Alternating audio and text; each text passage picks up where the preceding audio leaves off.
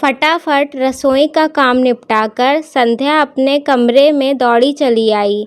बाहर घर के सदस्य सब तैयार हो चुके हैं और संध्या है कि अभी तक तैयारी नहीं हुई।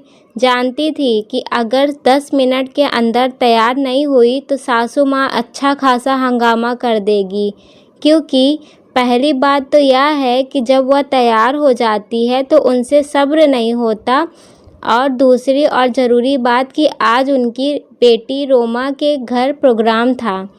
यह तो शुक्र मनाओ कि संध्या ने रसोई में जाने से पहले खुद के कपड़े तो निकाल कर रख दिए थे। अब फटाफट हाथ मुँह धोकर कपड़े चेंज कर लिए।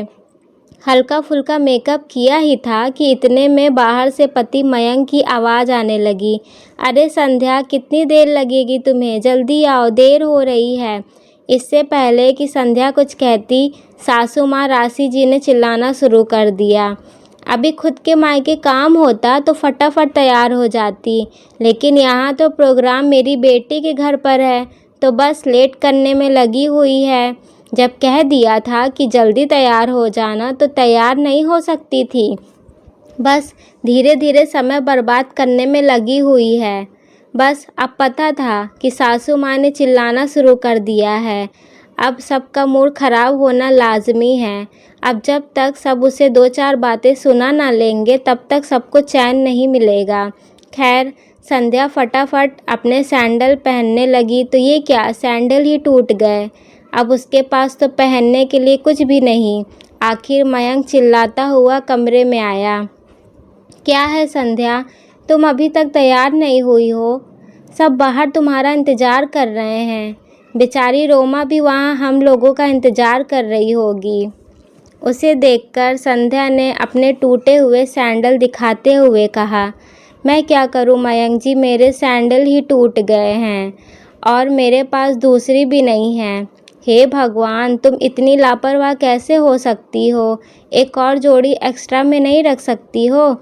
जाकर देखो, मम्मी की कोई सैंडल रखी हो तो पहन लो। पर मम्मी जी के सैंडल मुझे कैसे आएंगे? मम्मी जी के पैर मुझसे छोटे हैं, संध्या ने भी धीरे से कहा। इतने में सासू माँ भी दनदनाती हुई कमरे में आ गई और चिल्लाते हुए बोली, अरे चलना नहीं है क्या तुम दोनों को? देर हो रही है। फिर संध्या के हाथ में टूटे हुए सैंडल देखकर चिल्लाते हुए बोली, बस शुरू हो गया इसका तमाशा। कभी एक दिन भी ऐसा गया है कि जब कहीं जाना हो और इसने तमाशा शुरू न किया हो। अब शुभ काम के लिए जा रहे हैं तो तोड़ फोड़ मचा रखी है। यहाँ मेरे नवासे का जन्मदिन है और ये कामचोर सामने ये टूटी हुई चप्पल लेकर आ गई। संध्या ने अपने आप को संभालते हुए कहा, पर मम्मी जी, मैंने जानबूझकर तो नहीं तोड़ा ना, ये काफ़ी पुराने हो गए थे। उस दिन मैंने आपसे कहा भी था कि मम्मी जी मुझे सैंडल लानी है, पर आपने मुझे पैसे देने से मना कर दिए थे। बेटे के सामने अपनी पोल खोलती देखकर सासू माँ संध्या पर चिल्लाते हुए बोली, हाँ तो पैसे का पेड़ पर उगते हैं क्या? तेरे मायके गई थी तब ले आती वहाँ से। क्या इतना सा तेरे मायके वालों को नहीं दिखता? और मैं तो तुझे लेकर जा ही रही थी ना बाजार, लेकिन अब तेरे काम ही पूरे नहीं हो तो मैं क्या कर सकती हूँ। जिसको नाटक करना है वो तो कहीं से भी कुछ भी नाटक कर लेगा। मयंक ने बात संभालते हुए कहा, पर अब क्या करें मम्मी, एक काम करते हैं, रास्ते में से एक सैंडल दिला देंगे। मयंक की बात सुनकर वो जोर से चिल्लाई, हाँ हम तो फालतू बैठे हैं, अब समय व्यर्थ नहीं होगा, रहने दे इसे यहीं पर। जब घर में अकेले रहेगी तो अकल ठिकाने आ जाएगी। पर मम्मी, मयंक इससे पहले कुछ कहता उसके फ़ोन पर रोमा का फ़ोन आने लगा, जिसे देखकर सासू माँ ने कहा, ज़रूर रोमा का ही फ़ोन होगा, उसे क्यों उसके ससुराल में शर्मिंदा कर रहे हो? चलो जल्दी, रहने दो इसे घर पर। मयंक भी ज़्यादा कुछ न कह पाया और संध्या को घर पर ही छोड़कर सब लोग रवाना हो गए। संध्या की आंखों में आंसू आ गए। शादी को 2 साल हो गए, पर हर छोटी चीज़ के लिए वो मोहताज हो जाती है, या यूँ कहें मोहताज कर दी जाती है। मयंक अपनी सारी सैलरी अपनी माँ के हाथों में रखता, यहाँ तक कि संध्या के हाथों में कुछ ना देता। संध्या अगर ज़रूरत भर के पैसे भी मांगती तो उससे कह देता कि माँ से ले लो।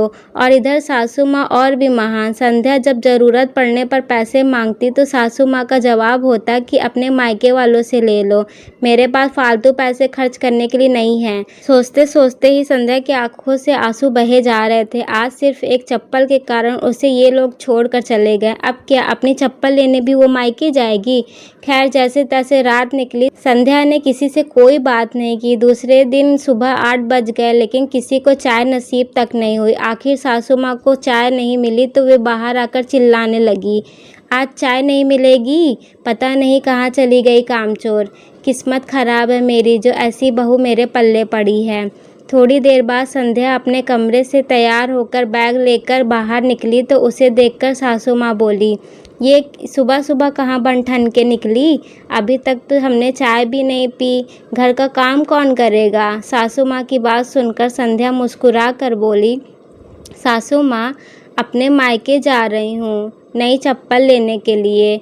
उसकी बात सुनकर सासू माँ तमतमाते हुए बोली, जहाँ जाना है वहाँ जा, पर पहले घर का काम करके जा, चाय नाश्ता तैयार करके जा। ऐसा है सासू माँ कि जब सब कुछ मुझे मेरे मायके वालों से ही लेना है तो काम भी मायके वालों का ही करूँगी ना। अब आप लोगों की तो औकात नहीं है तो चप्पल खरीदने उन्हीं के पास जाना पड़ेगा। आपका घर है, आप लोग कीजिए अपने घर का काम। सासू माँ ने गुस्से में मयंक की तरफ देखा तो मयंक भी नज़रें झुकाकर बैठा हुआ था।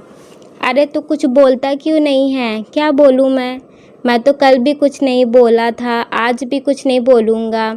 मुझे तो संध्या का कहना भी गलत नहीं लग रहा है, मयंक ने कहा। तो सासू माँ उसे डांटते हुए बोली, तो तुझे तेरी माँ ही गलत लग रही है? नहीं माँ, आप भी गलत नहीं हैं, गलत तो मैं हूँ। मैं ये भूल गया था कि मैं शादीशुदा हूँ। मेरी पत्नी को भी खर्चों के लिए पैसों की ज़रूरत पड़ती होगी, तो कुछ खर्चा उसके हाथ में भी मुझे देना चाहिए था। और मैं नालायक सारी सैलरी आपके हाथ में लाकर देता था, पर अब नहीं। अब मैं सारी सैलरी आपके हाथ में देने की जगह कुछ खर्चा संध्या के हाथ में ज़रूर दूँगा, ताकि उसे कोई भी सामान खरीदने के लिए मायके का मुँह देखना न पड़े। आखिर बेटे को बहू का पक्ष बोलते देखकर सासू माँ से कुछ कहते नहीं बना। वही उस दिन मयंक ने छुट्टी लेकर संध्या को उसकी ज़रूरत की चीज़ों की शॉपिंग करवाई। तो आपको वीडियो कैसी लगी? अगर कहानी ज़रा सा भी पसंद आई हो तो please like, share and follow ज़रूर करिएगा। Thank you for watching.